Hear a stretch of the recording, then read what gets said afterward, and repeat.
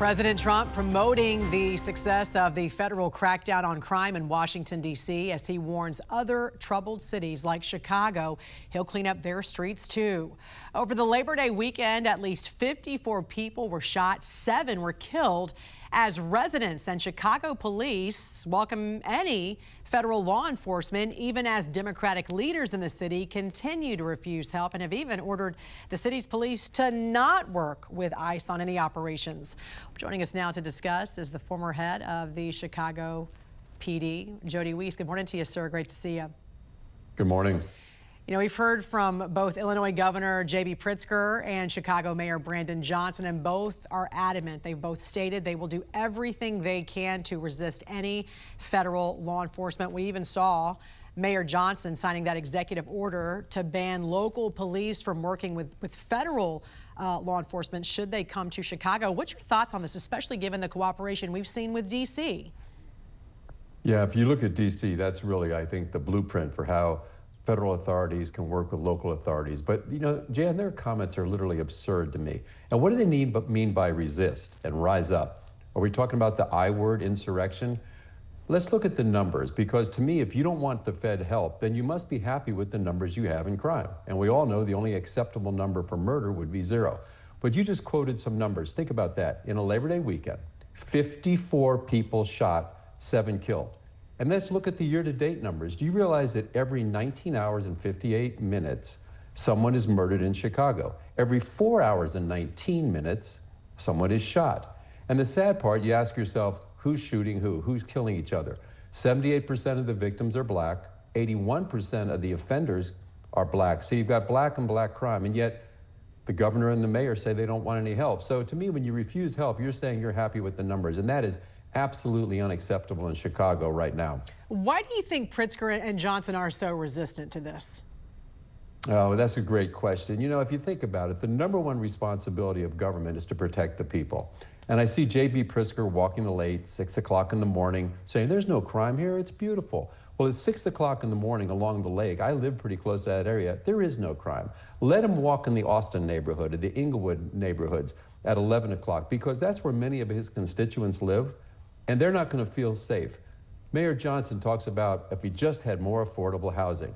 Go back to when you were there, Jan. Cabrini Green, Robert Taylor Homes, those were shooting galleries. So he thinks affordable housing is the key. Ridiculous.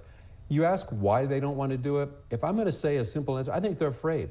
I think they are afraid that people will see what can be done if politicians commit to taking action and really want to make a difference. That's the only reason I can think of, because otherwise it makes no sense. And if you look at what Mayor Bowser has done in D.C., she's embraced it, and it's made a huge difference. I wish they would learn from her. Would it be different if it was perhaps a Democratic president?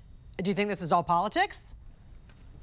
Oh, I think that would change 100%. If Barack Obama was still there and he sent in the troops for this, I think it would be embraced. In fact, when they had that, I think you were still there, they had that killing of that young boy in one of the high schools when the mayor was out of town. Yeah. For the Olympics, and we had Eric Holder came out, and we thought he was going to pledge a lot of support. I thought he was going to send in additional federal resources and do all this great thing. He did nothing.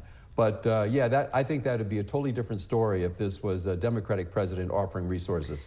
Yeah, and you know the city, you know the people. You were there for many years, and despite the rhetoric from some of those Democratic leaders, residents want to feel safe. We're hearing from residents this morning, and they're saying they want the help, especially after this violent Labor Day weekend. If you were superintendent again, how would you make use of an offer of more resources by the president? Boy, that'd be such a great offer. And I'm going to address this 2 different ways, Jan. First, Chicago Police Department has worked with federal agencies forever. Usually they're the long-term gang cases, drug cases, and those are very effective, but they take years to get that return on investment. So what I would ask for with the president, I would say, let's send in a lot of agents and a lot of prosecutors, and let's start looking for those quick impact cases. For example, any felon that's picked up with a gun, that can go federal. Drug possession with the intent to distribute, that can go federal. If you find a gun in a narcotics arrest, that can go federal. And my favorite of all time, Hobbs Act. Because if someone robs a liquor store or robs a convenience store, because that affects interstate commerce and they're using violence, that can be a federal crime. And why are federal crimes good to go with? They send people away for a long time to a place far, far away. So that's what I would really push for, those quick impact cases. Now, the National Guard, those are a force multiplier. They can serve as deterrents. You go to the hotspot policing theories, you put them in the parks, you put them in open air drug markets. That will deter crime. Logistically, they can be great help. If you want to do traffic stops, if you have to, arrest a lot of people, they can handle prisoner processing. The military brings great intel to the table. So if you're trying to find where you need to deploy the police officers and when they need to be there, they can help in that.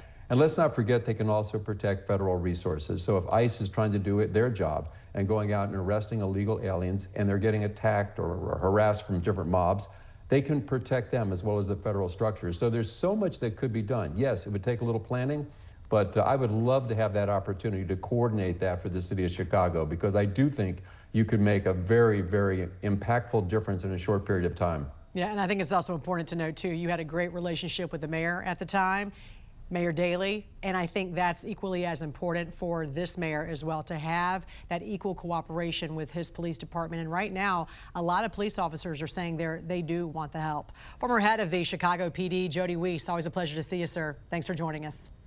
Thank you, Jen. Have a great day. You too.